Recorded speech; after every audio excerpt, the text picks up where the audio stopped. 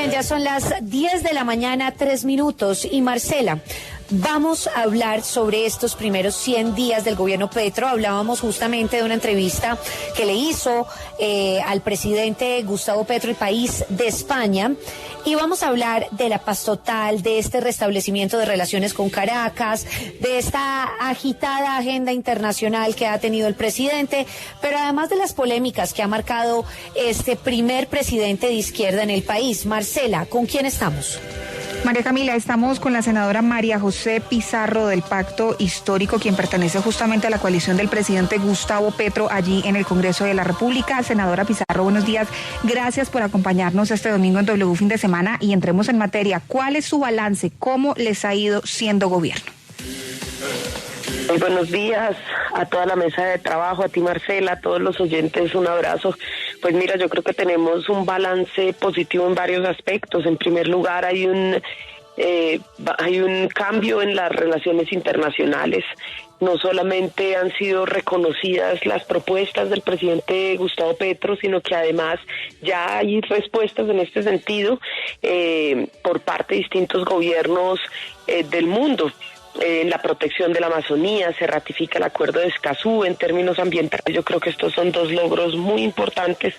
En segundo lugar, pues por supuesto las leyes que no son nada fáciles de tramitar en el Congreso, pero que han visto la luz, la reforma tributaria, el presupuesto 2023 y también la paz total, donde pues este no solamente es un logro inmenso, sino que nos permite y construye el marco para poder iniciar y avanzar en conversaciones y acercamientos no solamente con el ELN, sino con otro tipo de estructuras armadas, y esto implica la posibilidad de construir un horizonte de paz para Colombia.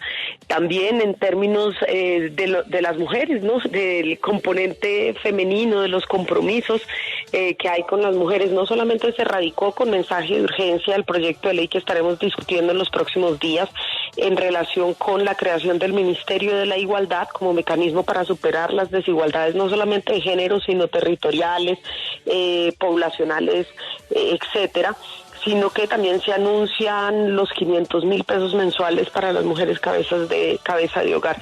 Y los diálogos regionales vinculantes siguen avanzando en distintas regiones del país. Esta va a ser la hoja de ruta del presidente Gustavo Petro los próximos 4 años, y es la primera vez que se construye una hoja de ruta para un gobierno de manera participativa y con especial énfasis en territorios donde el Estado no ha hecho presencia. Estamos hablando de lugares donde hay conflictos sociales, conflictos armados, conflictos ambientales, y que se centren las discusiones precisamente en estos territorios, pues por supuesto da cuenta de la intención de este gobierno por hacer presencia en esos territorios y con esta presencia superar precisamente esos conflictos. También tenemos a esta hora, a las 10 de la mañana, 6 minutos, al representante Hernán Darío Cadavid del Centro Democrático. Gracias por estar con nosotros. Bueno, feliz domingo y muchas gracias por invitarme. Saludo a todos. 100 días, representante, ¿qué nos puede decir? Un balance general. Bueno, mire, un balance general, yo creo que bastante insatisfacción. Aquí lo que hay es un gobierno que se ha llenado de anuncios y que empieza a retroceder en las propuestas con las que había llegado en la campaña presidencial. Ya vimos lo que ha sucedido en materia de tierras. Han dicho ya que disminuyen las metas de lo que le habían dicho a los colombianos, no saben cómo ejecutar lo que tanto prometieron. En materia económica, el país tiene hoy una gran preocupación, una incertidumbre, donde cada ministro va saliendo de manera independiente a decir una cosa distinta, generando un cruce de información y de choque con los sectores económicos, todos ellos incumplimientos de campaña en materia económica, como por ejemplo no haberle permitido la renta gradual a las pequeñas y medianas empresas, porque siempre tuvieron un discurso contra el empresariado grande y ahora también le incumplen a los pequeños, en temas que tanto habían reprochado y de los cuales hicieron uso durante la campaña política, como la muerte de líderes sociales. Del 7 de agosto a la fecha, según cifras de Indepaz, van 45 líderes sociales asesinados. Y ya ahorita sí no responsabilizan a ningún político de la situación. Antes responsabilizaban directamente al gobierno, al presidente y a otras personas. Ahora no hay esa responsabilidad ni esa subjetivación de culpas a las que están acostumbrados. Y pues por supuesto que hay un grado de incertidumbre máxima cuando lo que hemos visto en materia de relaciones internacionales es básicamente un acercamiento a Maduro y una defensa de ese régimen en el exterior. No quiere decir que acercarse a Maduro sea reorganizar todas las relaciones internacionales de Colombia. Y pues por supuesto que hay un grado de incertidumbre mayor en todos los sectores económicos y gremiales, un ataque directo y frontal a sectores productivos como el gas, como los hidrocarburos, que tienen una consecuencia inmediata en la economía nacional. Y nos hemos visto prácticamente en estos 100 días descubiertos de anuncios como de aquellos primeros trinos del inicio del gobierno, cuando por Twitter le digo a los alcaldes: dispongan de los lotes que vengo a construir colegios, cuando lo dijo el presidente de la República, cuando no hay un plan, un seguimiento, unas metas, un presupuesto establecido para ello. Finalmente, una reforma tributaria de que quienes antes las criticaban ahorita llevan una reforma tributaria de 20 billones de pesos castigando sectores productivos de Colombia, y ahorita les parece motivo de celebración cuando lo que ha creado en esto es un motivo de insatisfacción, de escepticismo y de incertidumbre para Colombia. Gracias, representante. Voy con la representante Pizarro. Usted habló de unos cambios importantes que antes no se tenían en temas de derechos humanos, de igualdades, también de conversaciones, por ejemplo, con la guerrilla del ELN para llegar a esa paz total.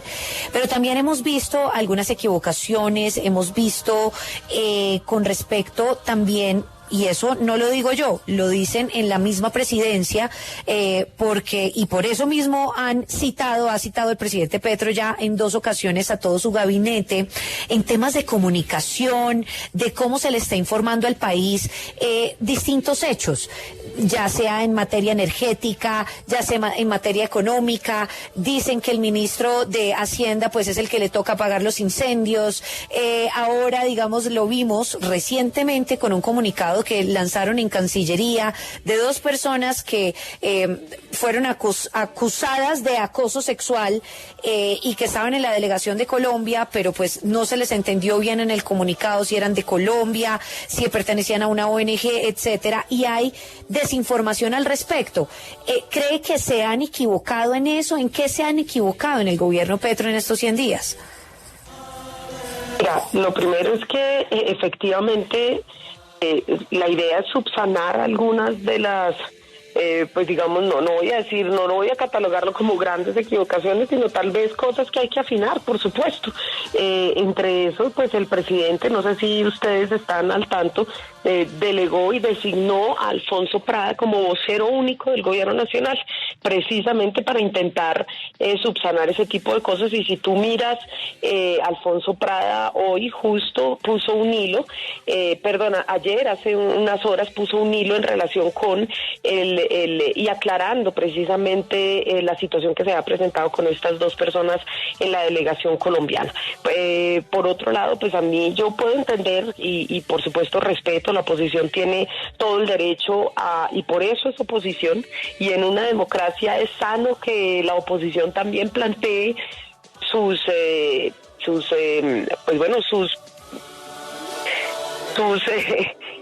planteamientos en relación y sus inquietudes y sus malestares o sus posiciones en relación con el gobierno, y eso me parece perfectamente lógico y perfectamente válido. Pero yo creo que hay algunas afirmaciones pues que no se ajustan a la realidad.